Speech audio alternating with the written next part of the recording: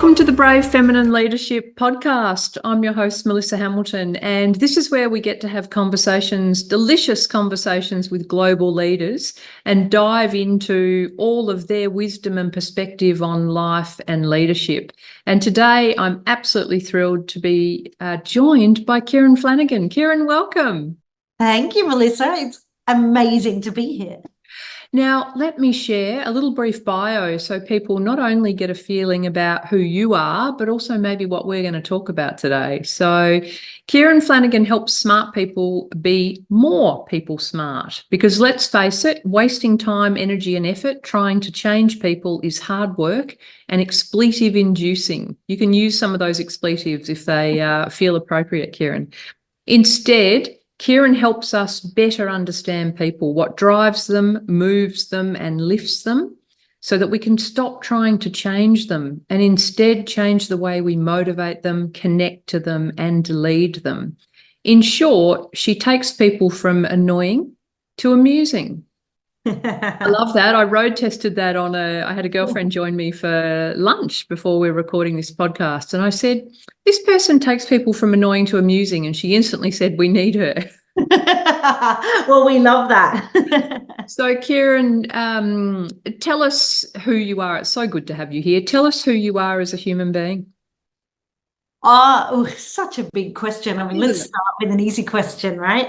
As a human being, I am a crazily playful, fun, girly, energetic, curious human being. Yes. Where do I start? Like, I love that. And you have got that energy. And for people that are listening rather than watching, you've turned up, you expressively sort of showed us, you've turned up in this gorgeous, I don't know if it's a top or a dress or what it is, but beautiful flowers, a gorgeous dress with beautiful flowers. To round it out, I feel like I need to add, I'm sitting here in a Seinfeld puffy shirt, but here we are, ready to get on with our conversation. So, Kieran, take me back then. I love the playful curiosity, and that comes across, the first time you and I connected. Take me back through your story and career and sort of, highlights and things like that. Where did you grow up? What's your background? Give us some of that before we get into the meat of making these people amusing. The making of. I grew up in Sydney. I have two sisters. I grew up in a very friendly, comfortable family dynamic, nothing to report there. Yeah. Although I had a really great, brutally honest mother. She doesn't have an inside voice, and she did things like rank us on the Christmas tree. Oh, wow. The end of the year wasn't just Christmas, it was feedback. So all playfully, of course. But I love that. I have a favorite child for the year, and this child has the best performance as a child. So we had a really playful, I guess, upbringing as well. And my parents had a news agency, which I grew up working in. So from a really young age, I think I spent my time serving people and trying to understand what made them happy, what made them respond well, what I could do. It was a small business, so I knew even young we had to give great service. Yeah. So it became part of my DNA. Finished school, didn't really know what to do. I was good at lots of subjects, which makes it a bit tricky. Like I vacillated wildly between engineering, architecture, and design. So I couldn't decide, or writing. I know, crazy. Yeah. Do I go physics or do I go art? Crazy. So I ended up doing visual communication at uni, and whilst doing that, was in a group for a project, and someone in the group really wanted to go and interview a guy called Simon Reynolds, who was an advertising legend of the time. He did the Grim Reaper ad, for those remember well. Know that at the time, and he was this incredible person, and I had never even heard of him. Naive suburban upbringing, no idea. So off I went, and everyone in my group was too intimidated to speak to him, but being so naive, I didn't realize that he was special. Yes. Yeah. So I was like, okay, I'm not very shy. So, I went and had this great conversation with him. And, you have moments of clarity in that conversation I remember just thinking, are you kidding? That's a job. Mm. I didn't know advertising was a job. Like I knew from Bewitched, right? That was it. That was as much. I was like, Darren. Yeah, I forgot that's what he did, but yeah, of course. That was like my childhood Bewitched, right? That's the only consideration I'd ever had to advertising. And I knew in that moment that I'd found my thing. I was Amazing. obsessed. So I did advertising school at night, got hired straight out of advertising school, essentially. Got hired by a guy who used a name George Betsis, and he used the advertising school. He said, oh, when the school's finished, I'll take the top 20 students and I'll put them through more. And I'll do it on a Saturday, and every week I'll give them a brief. And it was the original Survivor. Every week he threw people out of who weren't performing. And anyway, I and another guy. You were used to that. I mean, you were used to that. Compared to your mum's Christmas tree, that was like a no-brainer. It was soft. So yes. I ended up the last person standing with one other guy, and he hired us. So he used it as this great recruitment tool of how do I get these young people, and deliberately wanted to hire people who'd never worked in the industry so he could teach us a different way. And he said, you're responsible for everything. Day one, in I go wide-eyed and full of wonder as a 21-year-old going, yay, I have a job. And he said, go and take this brief from a client. I said, what if they ask how long I've been working, should I tell them all of about 5 minutes? He said, no, you'll be fine. Just make it up. I bet they never asked. They didn't ask. They obviously knew I was young. But from there, so much responsibility. And I ended up being a partner in that agency by the time I was 25. So I became part of the business and, essentially had a long advertising career. And then I used to run Australia's Creative School, which is industry run. So always interested in helping others get into the industry, particularly women, because at the time there was less than 3% of women, female leaders in the industry. So really keen on that. And then at some point, my business partner, Dan Gregory, was on a show called The Gruen Transfer, and people kept saying, do you speak? So he started speaking. We didn't know it was a career. Yes. And then people started to ask me if I speak, and I went, well, I ran a word school, so I'm used to being on stage. And from there, we built a speaking and training business. Fantastic. So, and that speaking and training business is the Impossible Institute, right?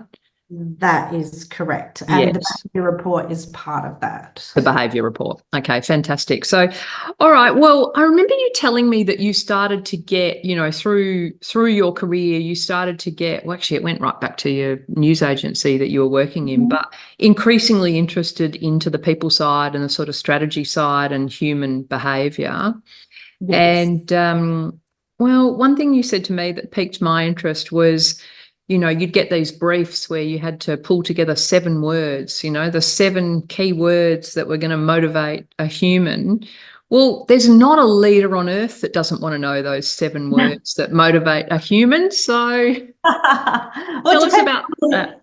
Yeah, it depends on the human and the context, but advertising, in retrospect, and everything makes sense in retrospect, right? But what we were learning to do, and what I was learning to do, was this incredible distillation of people. And, the great thing about advertising is you have a very short amount of time in which to connect to someone. You have a poster, you have 7 words. They say we should never have more than 9 words on a poster. So that's the maximum you have to try to go, hey, be interested in this and change your behavior. Go and buy something that you don't currently realize that you want, or think something that you don't currently think. Change your opinion on something that you've held on to for a long time. So the obsession with people, I guess it's been there my whole life unconsciously. And I'm just always fascinated by human beings. Even as a young person then, I used to go to the movies and watch the audience. Like I still love the cinema because I love being able to ascertain a collective response. Yeah, so you really study this almost, don't you? Like it's a... Like why are some moments so motivating for people? Why are they so universally... what's popular culture? It's really interesting to me. Why do some things move us so much? And I'm like, I just think people are kind of crazy and fun, and I really try to understand them. So as we shift into thinking about the work you do, so helping smart people be more people smart, amazing. I mean, I hear all the time, I hear leaders reflecting on, they're trying to lead change. It's a whole range of things that leaders might be trying to do. And the question I often hear is, well, how do I make them? So see, how do I make them? Even the fact we think that, and I yes, know. So take us through this. Like, let's just jump straight into. Just jump straight into the problem with people. That's it. The problems with people. So yeah, it's the eternal question, and those that have influence win, right? Like those who can make people do things win. And there's a lot of clever people on the planet who have very little influence, who are sitting very frustrated at other human beings, because very few of us exist in a silo. The whole term self-made is so annoying, because there's pretty much no one on planet Earth who's self-made. Because what, you built the road? Did you create the internet? Good job. Did you get your stuff? So we're not self-made. We're made by a collective. The environment in which we live is a collective environment. It's knowledge that's passed down. It's societal exchange. So no one is self-made, and people are critical. So how do we understand them? And for me, the fundamental thing is stop trying to change them and try to understand them better, so you can change the way you engage with them. Because if you make that your crux, if you presume that people aren't trying to be incredibly difficult, like we all get the odd a-hole, right? Yeah. But they're the anomaly. We can kind of cross them off and go, they're usually easy to spot. They're not deliberately trying to be obstructive most of the time. No. I mean, most people join an organisation, or go into work wanting to do a good job. They join a company really hopeful about their opportunities. Yeah, most people, I always say, most people don't show up to work and go, I hope it makes no difference that I showed up today. It's just not what we do. We want a smiley stamp, right? We want a gold star. We want to be told good job. We want the praise. We want the self-worth that comes from doing a good job. Most of us. Yeah. And we forget that. And somewhere along the way, people get really frustrated with people. And I get it. Human beings are weird and crazy and emotional and illogical, but they don't realize they are. So most human beings act in their heads out of logic, even if it's illogical. In their heads, it makes sense. Right. So to come from a position of what they're doing makes perfect sense to them. And I met this amazing guy called Professor Sidney Dekker, who is an accident and workplace investigator. So he tries to make sense of incidences. Yeah. And he's dedicated his life to it. We're having this conversation, and he said to me, whenever there's an incident, it isn't you. I have to come from the same position. Is it someone tried to do something that made sense to them in the moment? Yes. Okay. They usually didn't deliberately try to cause an incident. Yeah. And often it's multiple factors that sort of come together in a perfect storm to cause an incident. The majority of the things can be in the workplace every day, but they sort of collide together. So I think that's for a workplace incident. But I think it's the same from the day to day. It's really easy to get frustrated at our people and think that they don't make sense. If we come from a position of, well, how they're feeling and how they're responding makes perfect sense, and if we accept that, what do we change around them? Right. To do that? Instead of going, I'm going to give you a motivational speech, I'm going to pump you up, and we're like, yeah, even though I do motivational speaking, but it's a temporary fix, right? Motivation is great for, sporadic moments. We need it. The same with discipline. It's really good for sporadic moments. We need a good talking to sometimes, and we need those tools, but they're not everyday tools. They're when I want to change performance tools. What we need every day is systems and processes that embrace and accept people. I love automatically when you went to talking about the workplace incident and the approach that, I've forgotten the doctor's name already, which is great, but the approach that that he took, and I think what I'm hearing from you is, it made me think instantly of actually Brene Brown and the work she's done around trust. And it made me think of, I'm sure you'd be familiar with, she's got that braving analogy. And the G in braving stands for generous. And it made me think about the fact that you've automatically stepped over into a generous perception of what's happened. It made sense to that person at the time. So, it does. And I hate, like, what annoys me at the moment is how society seems to have forgotten benefit of the doubt. Like, we come at people with cancel culture. Yes. And we don't ever think that maybe they were thoughtless or busy or their intention was misconstrued. Like, don't get me wrong, there's some crazy people out there that need a bit of kind of pulling into line, but we just attack without kindness and without benefit of the doubt. And I hate that, because I go, these people aren't ill-intended. The majority of us don't walk around with ill intent. And I don't think the majority of people in our workplaces show up with ill intent. I think they show up with good intent, and the system and the way they're left feeling and leaves them bitter, resentful, frustrated, and they behave accordingly. And leading to the incredibly motivating Gallup engagement stats that we talk about. I know. Gosh, leaders, we should cry every year, right, when they come out. Every year, and they don't move. Like, if you look at them over the long term, there's very little change in them. Most people, for those who don't know, I'm sure most of the leaders listening do, but on any given day in any workplace, pretty much anywhere on planet Earth, approximately 20% of people aren't actively disengaged in the work that they do, and about 50% are actively, or they're not engaged. So that's ranges from 50% it's just a job to 20% saying, I hate my job, I hate my job, I hate my job. That's scary. The same study, I don't know if you know, tells you that if you can flip workplace engagement, that companies are 22% more productive, 27% more profitable, and they have customer satisfaction higher by 38%. I think they're the numbers. They obviously all about the people. It's all about the people. So tell me, you're speaking to the audience here who, predominantly are leaders, but you're talking to a leader, and people will be on a, massive spectrum in terms of how amusing or annoying their team is.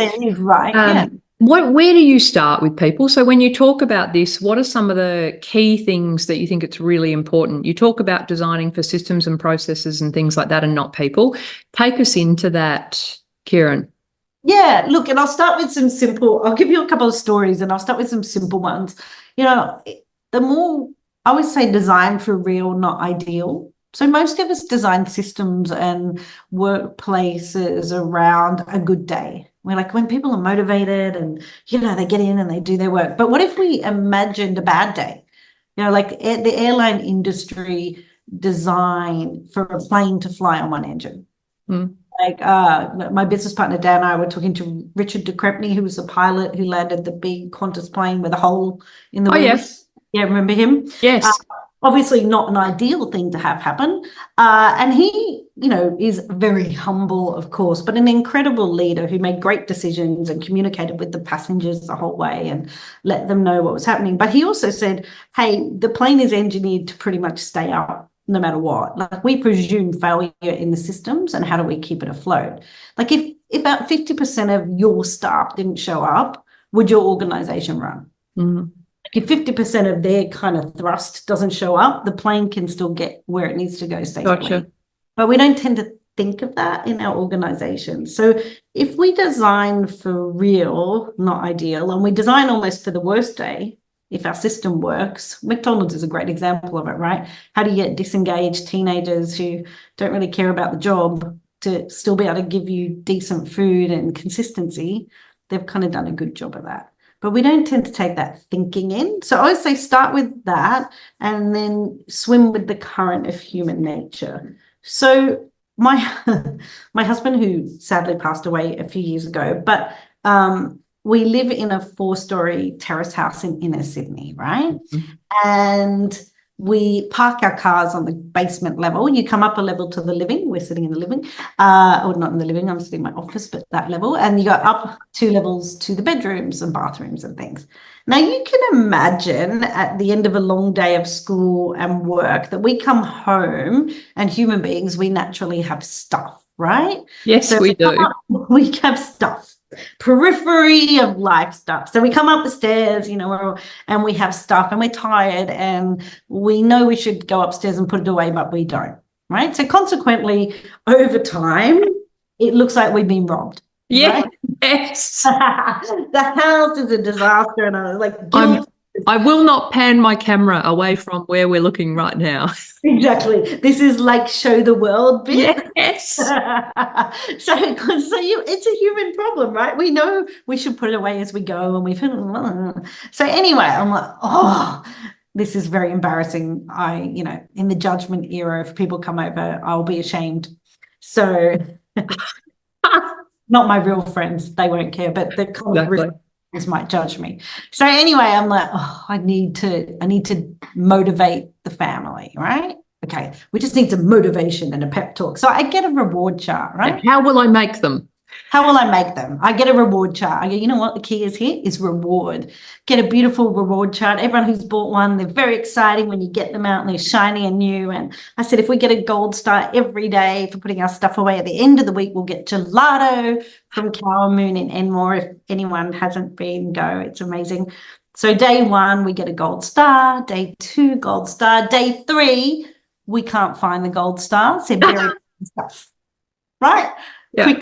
A quick failure. It didn't last very long. So then I'm like, right, I'm going to get tough. And I'm not naturally a gruff, kind of rowdy, yell at people person. But I'm going to just do that. I'm going to be a tough. Yeah. What this family needs is some good, tough love.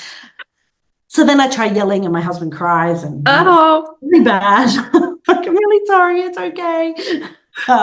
So then I remember what I teach. And that is design for real, not ideal. Design beats discipline. So then I go, you know what? I have a storage issue. I don't have a people issue. I have no storage on the ground floor. Like I'm trying to make people take stuff up to the upper 2 floors that we need every day, that we have to bring down every morning, like school bag and stuff. So I might just get someone in and build cupboards at the bottom of the stairs. I love your simple solution. I've automatically thinking, what has she done? She's moved the bedrooms downstairs. She's like, what's going on here? Yeah, super simple. I'm like, I need storage where the human being needs it. Yeah.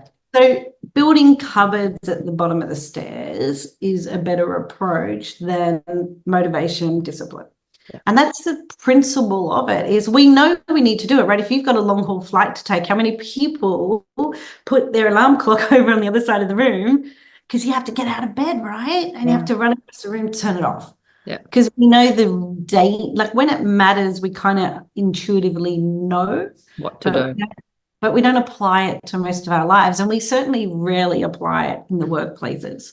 Yeah. And it's so frequent. I'll give you another story.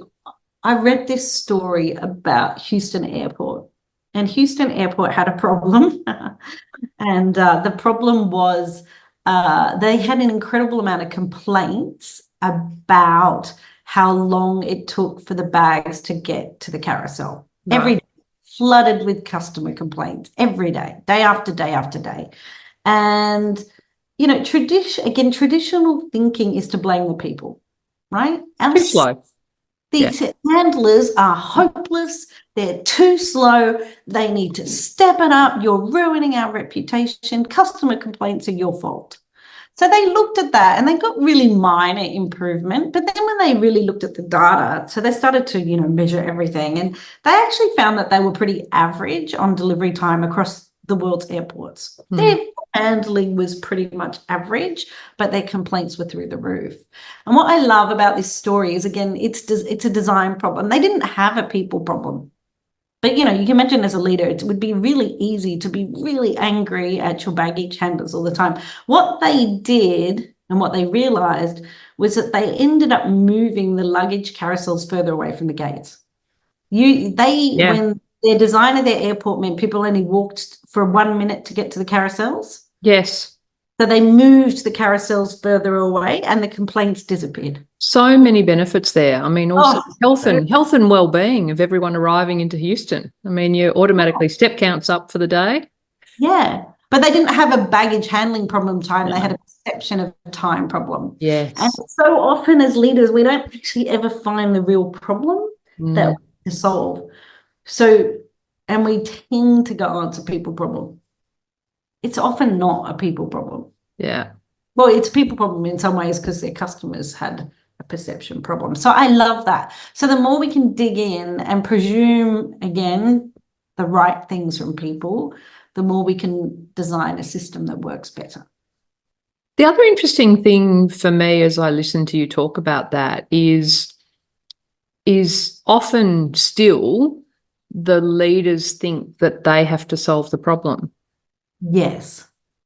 Yes, it's a leadership issue. I need to fix this. Yeah, but what I think when the experts, the baggage handlers probably well understood what the problem was if we asked. I'm sure they did. I'm sure you know what? The problem is the gates are so close. What do we meant to, I'm sure they were complaining about it, probably. Yeah. They were probably moaning all the time. And look at us getting in trouble again. And God, we can't even take 1 minute. And you can see how this ruins culture. Yeah. Because, this perspective sits over here and this perspective sits over here and they blame each other and no one gets to the heart of the real problem because we don't ask curious enough questions and we presume fault. And again, that's human nature to do it. So how do we break that unconscious? Most change projects, and I know a lot of leaders will be trying to drive a lot of change, fail because of a failure to link change to the known. So what we know about change, which is really interesting, because again, what we know about people is that human beings don't really like change, unless it's super positive change, like here's $1 million. But we have many biases because it's a survival thing that biases towards the familiar. So we have familiarity bias, we have loss aversion, we have all these things going on. So when we put change on people, they resist it. But what we know is the more you make change linked to what they already know, so the less big change you make it. If you think about email, we called it email. So we didn't go, it's this whole new way to send information. We said it's like mail, but how you do it electronically. So you're still going to send a letter or you're still going to write that thing, but now you're just going to send it electronically. We didn't make it a whole new process mentally.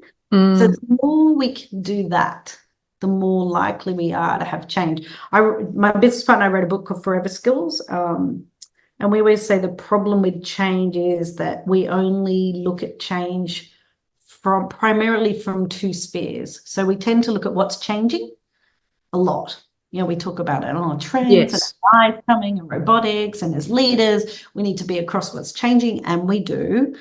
We sometimes dabble in what needs changing. So entrepreneurs and startups, how are we going to fix the customer's problem, blah, blah, blah. But what we tend to fail to look at, and where I'm always fascinated, is what's unchanging. We rarely go, what do we need to keep? Yes. What do we need to keep? And if you think of work from home at the moment, one of the big problems is we haven't had the conversation about what do we need to keep if people go home. And the resistance, actually, the upset for leaders is no one's talked about keeping the bumping into, the random conversations, a sense of team, knowing each other. If you walk into them in the street, I've done conferences, like the team have never met each other in person. They have no idea how tall anyone is. I could be really tall. Like, do I give tall energy? I could be a crazy tall. I could be the Michael Jordan vibes, but you don't know, right? I'm imagining it now that you've said it. So right. So we don't know. So so the more we can talk about what we need to keep, what won't change, the more we're able to make change stick. And so that's interesting, because without talking about that, the entire why rationale for changing something back to the way it was comes across as much more control focused than because if the why of wanting to people come back in the office is for all those things, Yeah, it's just interesting. It doesn't, again, it sounds like a make me rather than a create the vision of what this new space could look like and be. Because again, if you understand people, you go, the commute sucks. We hate being in public transport. Sorry, public transport, but we have to sit next to someone sneezing and coughing and spluttering, and we're squashed in, and there's never a seat, and then the trains get delayed. Like, you can see, right? People don't want to get it because we need to improve that, but that's a whole other thing. They feel like they've wasted that time in their lives. They're away from their families. They can't get their washing done. They can't get their food made. So for them, it feels like a really big cost. And they go, I'm more efficient, actually, because I don't get interrupted and I can sit down and focus and no one talks to me. But potentially, and the leaders, I know what they're frustrated with is that it does lose the collision. And again, what we know from creativity and problem solving is that the more we collaborate, the better those things usually are. So Steve Jobs famously designed Pixar, for example. I think it was Disney Pixar's head office originally with only one set of bathrooms in the middle. I think it was Pixar. So people had to walk really far to go to the bathroom to make sure they collided with each other, to make sure that they had conversations, to make sure that ideas got cross-pollinating. Interesting. So it was a deliberate design. They added bathrooms later because it was crazy far. But the concept was this. And leaders potentially aren't communicating that very well to get people back into the office. If I say to you, what is it about your, real deep interest in people and behaviour and your time in the marketing space? What is it? What are the things you learnt about people that you've taken across into leaders more broadly? Yeah, some big lessons. We wrote a book called Selfish, Scared and Stupid, which is a human behaviour book, which has 3 big lessons. Number 1, that people are fundamentally selfish. Now, don't hear selfish as a bad thing. We are wired in every sense of the word to keep ourselves alive. So first, ours and our own, right? We are wired to do it.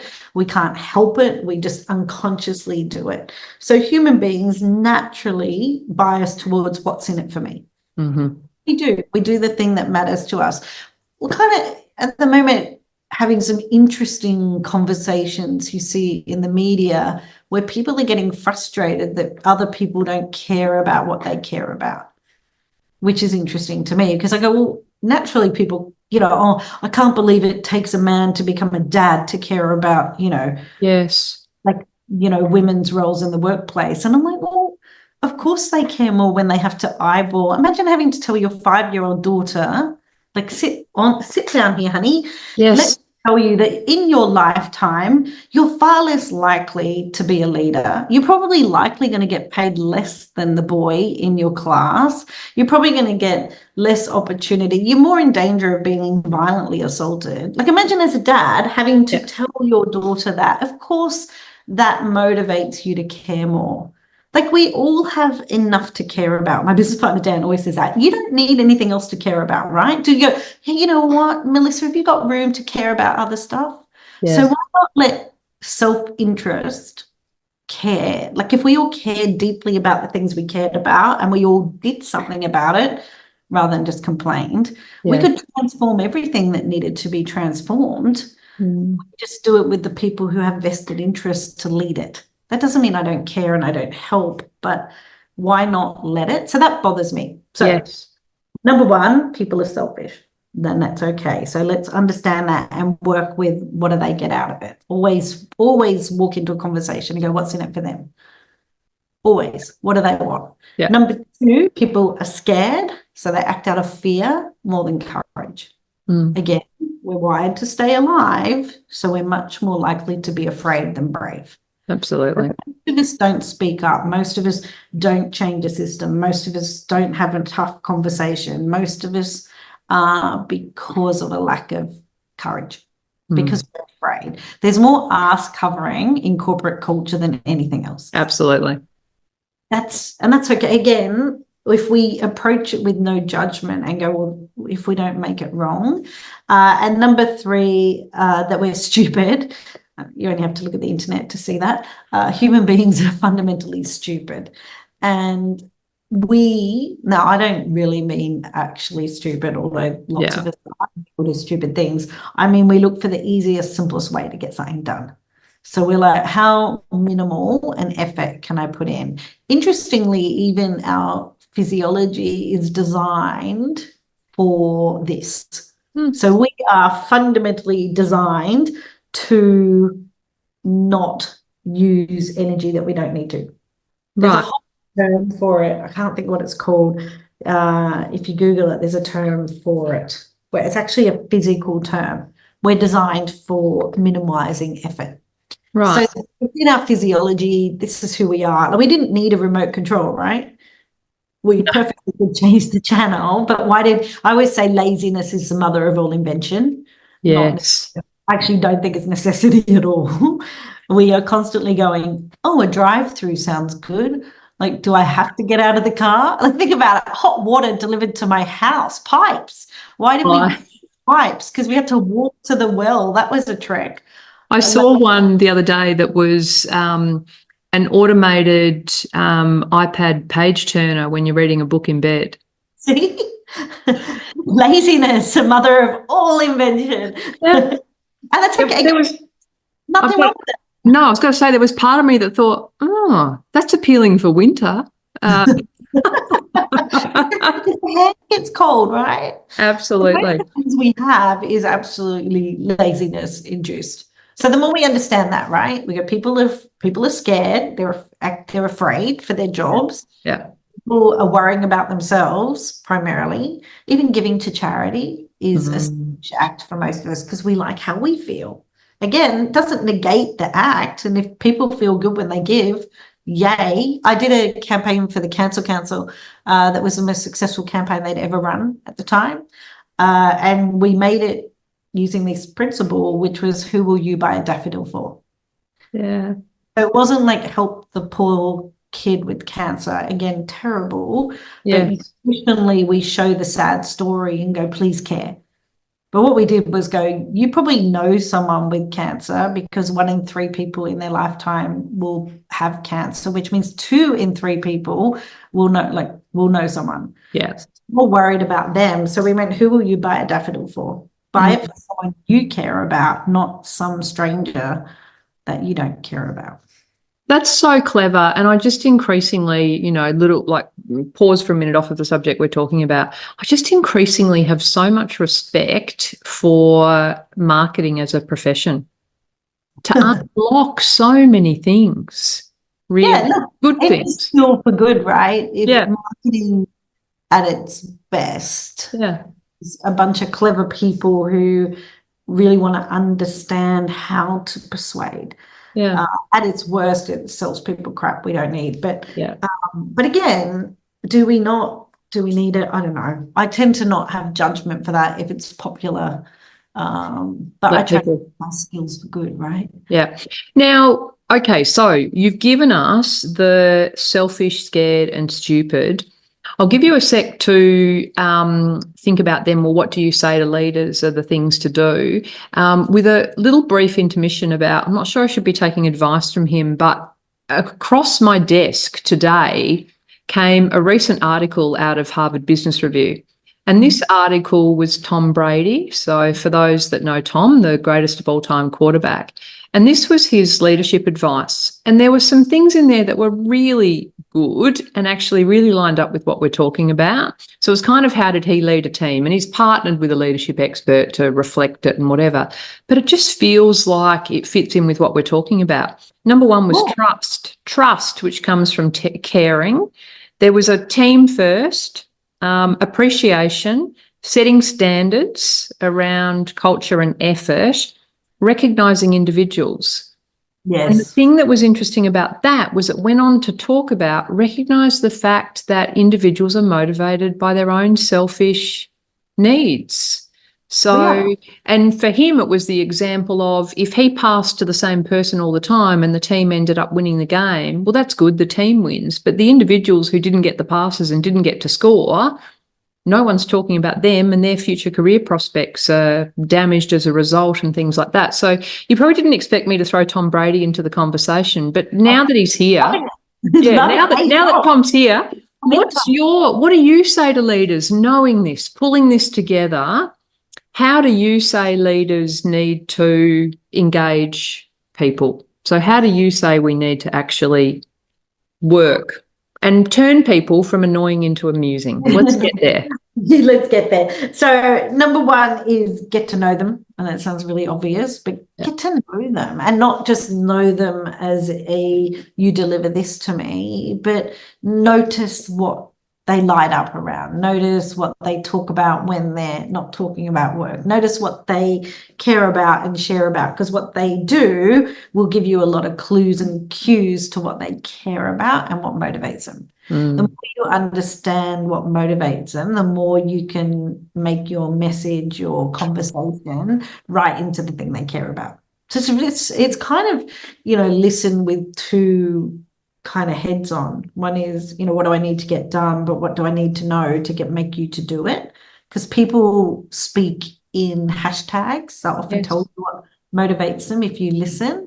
And I would say understand that we don't all actually filter information and solve problems the same way, and we don't come from the same value set. Like, we have a preferred value set. Like, some people favor, and this is archetypy work, but some people care about originality and being unique. Like, they want to be a special snowflake. So their motivation is make me feel like I'm special. Yes. Some people really care about other people. So they want to be kind and caring. So they actually want the community to benefit. So they're worrying about, how does this make me look in my community? Like, how do I? Some people really care about justice and fairness, and it makes sense. So they want it to make sense. So if it's illogical to them, they can't buy in. And some people care that it does something, that they want it to have a result. So if you imagine, some people are ideas focused, some people are people focused, some people are logic focused, and some people are action focused. That's their big motivator. So it's kind of 4 big motivators that sort of run around those. So the more you can identify that, the better you can then motivate them and get a result out of them. So know them, observe them, look for what their core drivers are, and then stop. The minute you go, that person's being annoying, you flip your switch and go, why are they being annoying? Is it because, they're trying to break the system? What are they trying to do? Is it because they see it differently to me? What is that? And then re-engineer accordingly. The minute I feel annoyance, I kind of start asking myself questions like, curious. So I'm curious. So annoyance becomes curious, because the more actually you go, they can't help it. We're working with these with a big company, and the CEO was saying how her head of sales drives her mental, right? She's like, oh my God, we just butt heads. And he's like, it feels like he's representing the union. So again, she was hearing him as, oh, for goodness sake, can we stop being a union, like representing the union? And he was hearing her as, you don't care about the people, you just want to run action. But she had an action frame and he had a people frame. Yeah. We could show themselves that they actually had different frames, that they both cared about the people and they cared about the result, but they had different kind of frames that they were seeing it through. It transformed their relationship. It transformed how they worked together and the result that they got. Fantastic.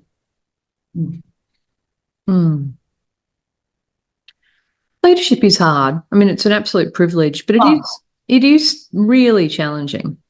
You're a human being as well, right? You have to have enough self-awareness to know you're triggered or that people aren't the same as you, and you have to care about them and be interested in them when, intuitively you actually care about yourself and you're worrying about your own job and how you look to the shareholders and how you look in the media, and it's just the way it is. So it is really hard, and there's respect for leaders. So what's next for you guys? What's next for you and Dan? So for us, it's a very good question. We're working on a couple of really fun things. We want to create a show. Like, we really love live events and having a lot of people there. So, you know, I'm always like, can I make them laugh and learn?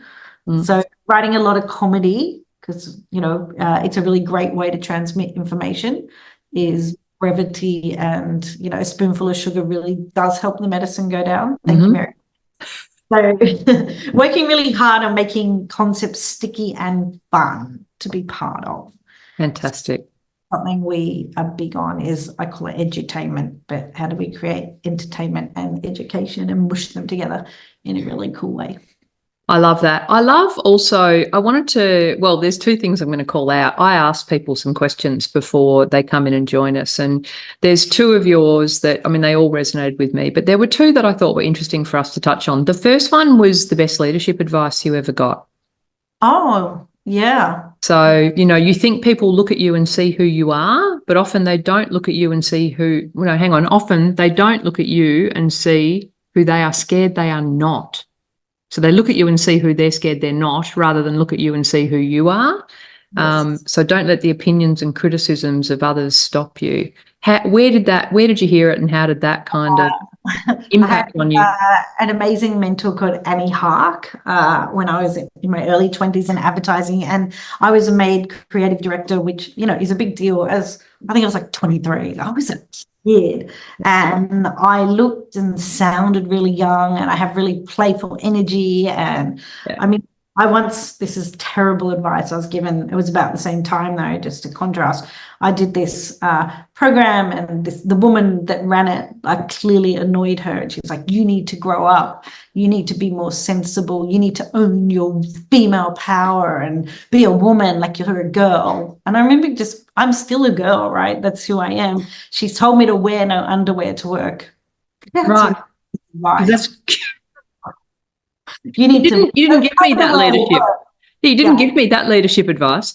Oh, that was terrible. So this is the contrast, right? So I'm crying, right? I'm doing this session with Annie and I'm sobbing. I'm like, people are always saying I'm girly and criticizing me. And I had to, I was leading people who were far older than me, far more experienced than me.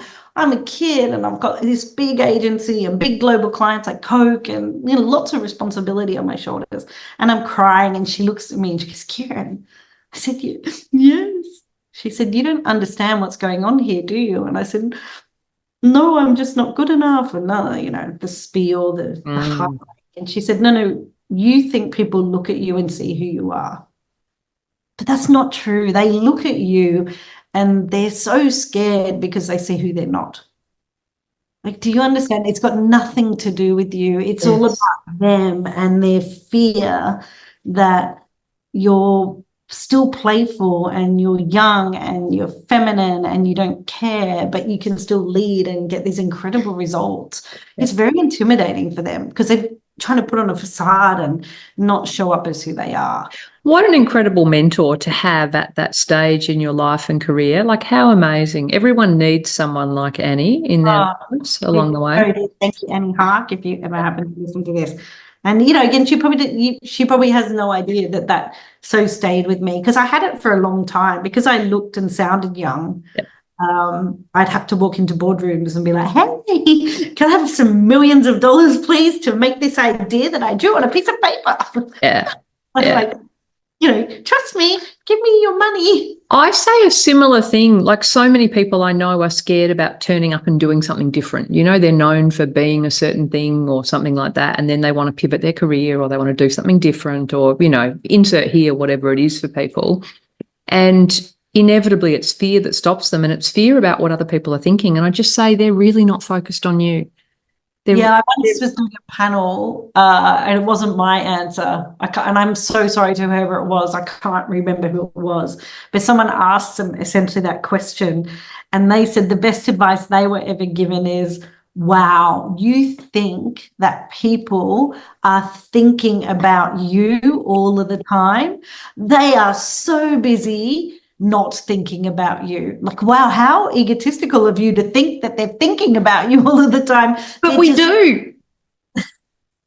We do. We get caught in that loop, right? Like, you can't almost imagine any other way. So the other thing I love is your self-care tip. So I loved the, just resonated with me, throw on some glitter. It's harder to doubt yourself in glitter and sequins. I love that. Where are the sequins today? It's glittery like stuff. It's very unusual for me. I've got glittery eyeshadow. Hang on. Yeah, we've got it. I can see it. It's glittery to the eyeshadow. Viewers, I can. Sorry, not the viewers. To the listeners, I can prove there's glittery eyeshadow. I have glittery eye. There's seldom a day that I don't have something glittery on me. And I used to lie on the concrete as a child and look at glitter. So my whole life I've loved glitter.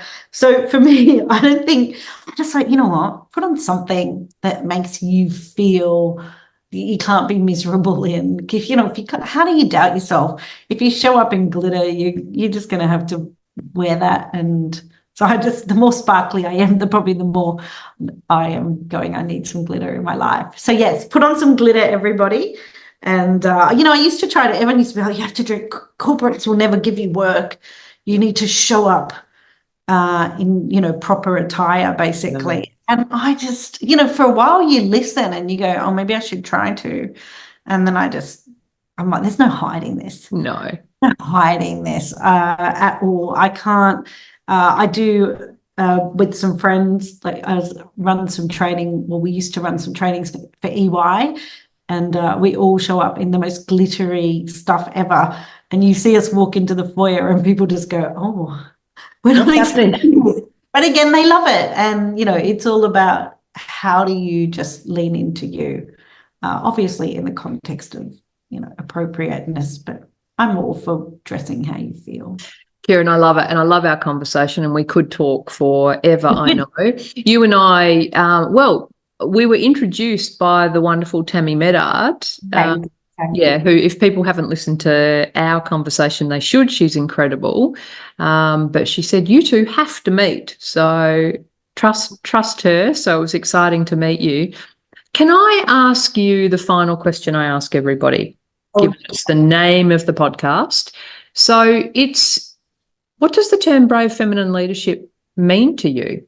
And do you think do you think it needs to change? I think it's such a good question, and it is very meaningful for me. I think it means for me leading, having the courage, which even though people are scared, which is why we need to be reminded to have the courage, to lead with kindness. Mm. And it circles back to kind of where we began, is to have, I think, femininity as, a bucket, and we are masculine and feminine. We both have both. So I'm not saying this is a female trait. Yeah. That feminine energy is that kindness that shows through. It's the lead with the humanity intact. I hate it's just business. It's not personal. It's so personal. It's always personal because it's a person and it matters to them and their family. Like this matters to someone. So it's just a cop out for behaving badly. It's just business. Like, when did business behave badly? And I think feminine leadership is stop behaving badly and title it as business and start behaving with kindness and do business that way. And again, kindness doesn't mean be necessarily soft, because sometimes the kind thing to do is to have a really tough conversation. Sometimes the kind thing to do is to push someone.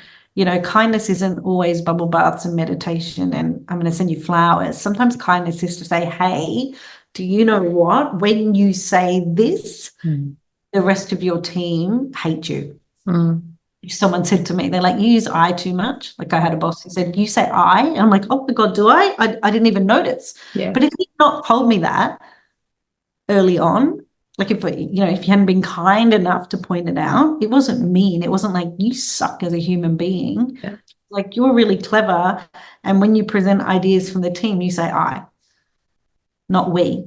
It's just unconscious language. It wasn't that I think we.